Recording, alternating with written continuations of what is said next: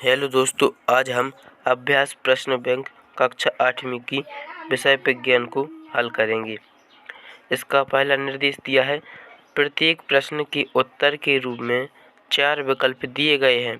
सही विकल्प चुनकर उस पर गोला या घेरा बनाइए।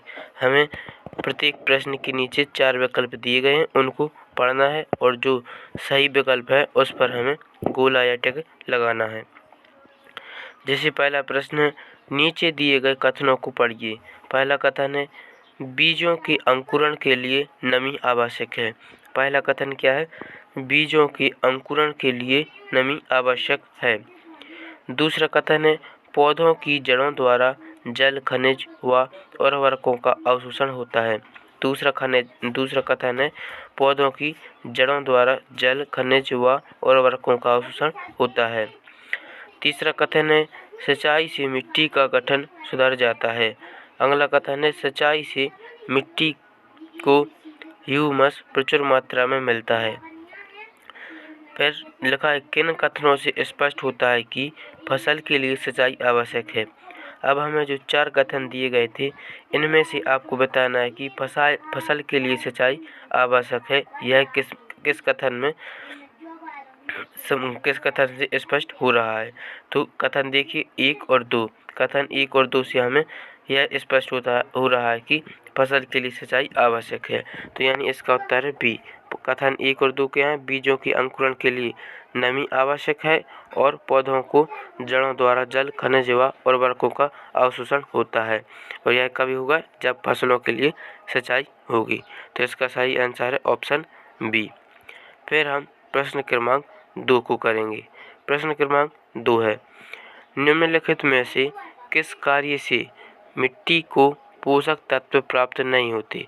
अब बताना हमें कि किस कार्य से मिट्टी को पोषक तत्व नहीं मिलते।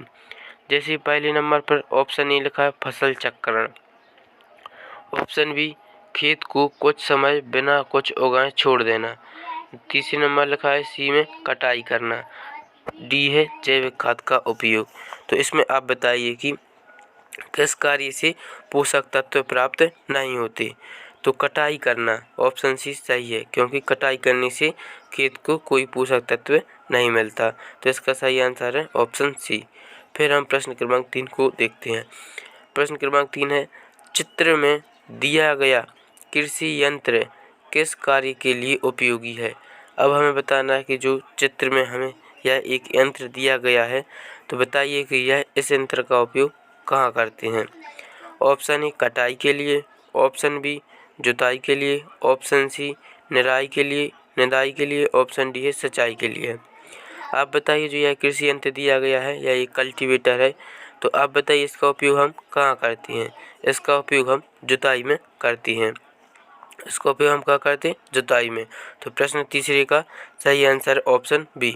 ऑप्शन बी है जो प्रश्न तीसरे का आंसर है। फिर हम चौथे प्रश्न को करेंगे। प्रश्न चौथा है, बूझो ने पौधा लगाने के लिए 2 गमले तैयार किए। बूझो है, उसने पौधा लगाने के लिए कितने गमले तैयार किए? 2 गमले तैयार किए। किस गमले में पौधे को ह्यूमस प्रचुर मात्रा में मिलेगा। अब हमें बताना है कि पौधा लगाया जो, उसमें ह्यूमस प्रचुर मात्रा में किस गमले में मिलेगा, यह हमें बताना है। तो 2 गमले आ और बा मान लिए, 2 गमले आ और बा दिए हैं। तो आ में उसने क्या, मिट्टी और गोबर की खाद भरी है। पहले गमले में क्या भरा उसने? मिट्टी और गोबर की खाद। दूसरा गमला है जो बा नंबर का, उसमें भरा उसने मिट्टी प्लस यूरिया, मिट्टी और यूरिया को भरा है। अब आप बताइए कि इसमें कौन से गमले में पौधे को ह्यूमस प्रचुर मात्रा में मिलेगा। तो ऑप्शन ए है गमला ए। ऑप्शन बी गमला बा। ऑप्शन सी है गमला आ तथा गमला बा।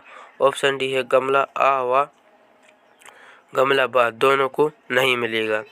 तो प्रश्न चौथे का उत्तर क्या है? आ, यानी गमला आ है। जो गमला आ है जो, इसमें ह्यूमस प्रचुर मात्रा में मिलेगा।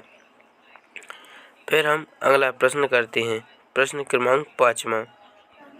इसमें भी आपको 2 गमले दिए गए हैं। इस गमले में कुछ पदार्थों को डाला गया है। जैसे आ वाला गमला है उसमें मिट्टी और पादप अपशिष्ट रखे गए।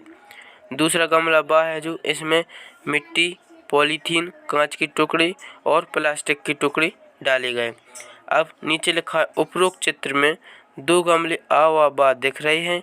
गमले के अंदर पड़े हुए पदार्थों का अवलोकन कर अनुमान लगाइए कि गमलों की सामग्री में 1 महीने पश्चात क्या अंतर दिखाई देगा। अब हम क्या करेंगे, इनका अनुमान लगाएंगे कि 1 महीने बाद इन गमलों में जो अपशिष्ट पदार्थ डाले गए हैं उनमें क्या अंतर आएगा।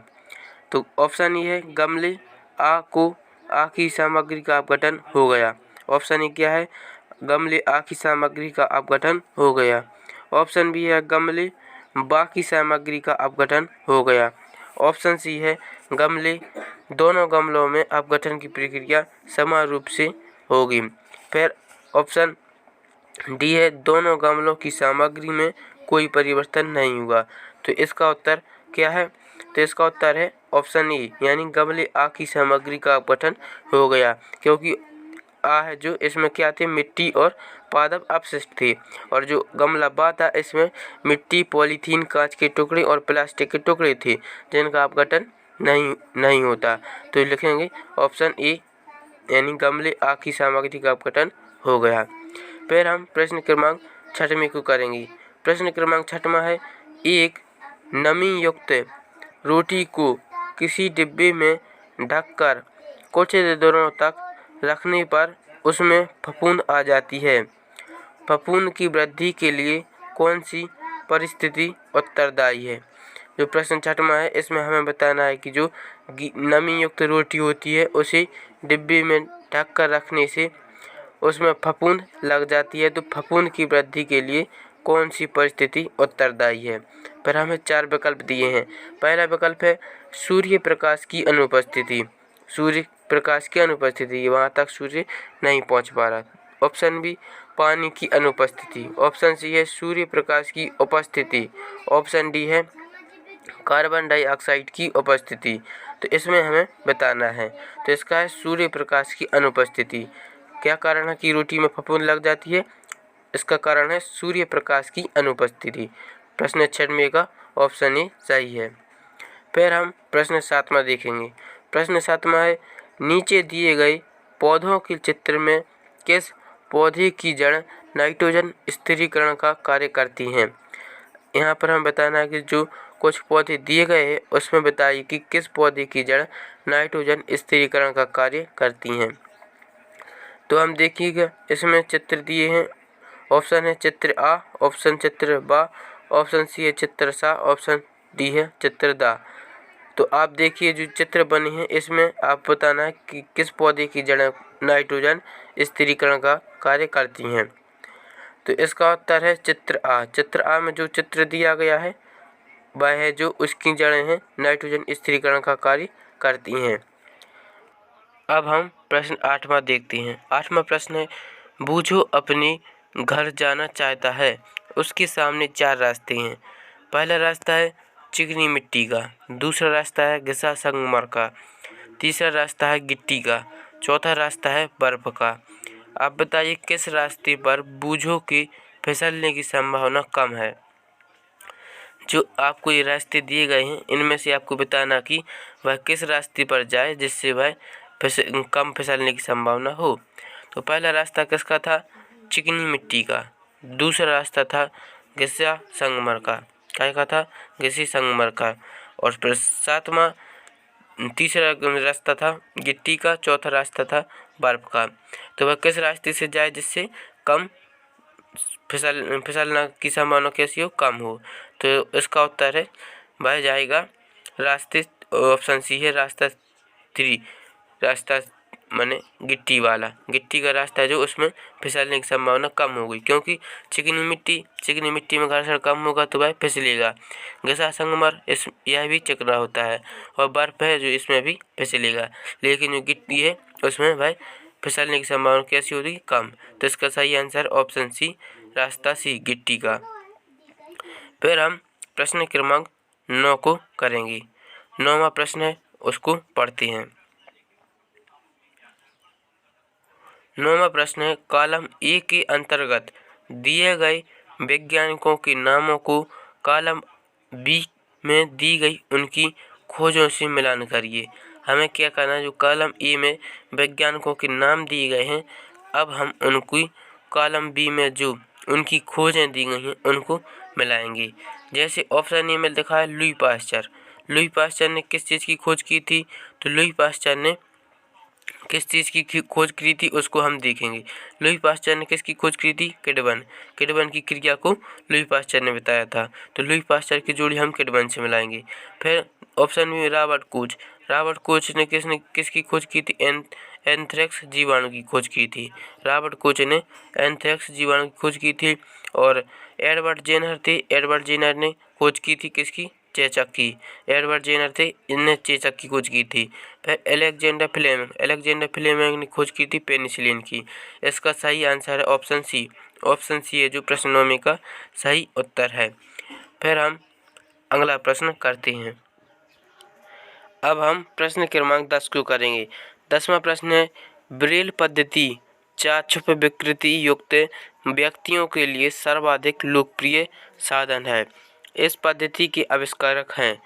अब आपको बताना कि जो ब्रेल पद्धति है इसके आविष्कारक कौन है। ब्रेल पद्धति है जो अंधे व्यक्ति होते हैं उनके लिए पढ़ने के लिए होती है। तो आपको बताना है कि ब्रेल पद्धति के आविष्कारक कौन है। तो option A Edward Braille, option B Robert Braille, option C Alexander Braille, option D Louis Braille. तो आपको बताना कि इसके आविष्कारक कौन है। तो ब्रेल पद्धति है, इसके आविष्कारक हैं लुई ब्रेल। लुई ब्रेल हैं जो इसके आविष्कारक हैं, यानी ऑप्शन डी। फिर हम प्रश्न क्रमांक 11 में खुद देखेंगे। प्रश्न क्रमांक 11 है, चित्रानुसार कागज के 2 कप पहले में पानी एवं दूसरा खाली लेकर मोमबत्ती ज्वाला पर रखे जाते हैं। हमने कागज के 2 कप लिए, एक कप में भर दिया है पानी और दूसरा कप है जो खाली, उसको हम मोमबत्ती के ऊपर रखते हैं। दूसरा कप आग पकड़ लेता है जबकि पहला कप जिसमें पानी है आग नहीं पकड़ता। क्या हुआ? दूसरा कप है जो उसमें आग लग जाती है, आग पकड़ लेता है, लेकिन दूसरा कप है जो उसमें पानी था इसलिए उसमें आग नहीं लगती, बल्कि कप का पानी गर्म होने लगता है। उसका आग ही न लगते उसका क्या हुआ? पानी गर्म होने लगा। आग नहीं पकड़ने के संबंध में 2 कथन दिए गए हैं।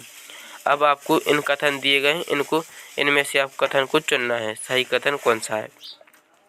पहला कथन है कि कागज के कप को दी गई ऊष्मा चालन द्वारा जल में चली जाती है। और दूसरा कथन है, जल की उपस्थिति में ताप कागज के ज्वलन ताप तक नहीं पहुंच पाता।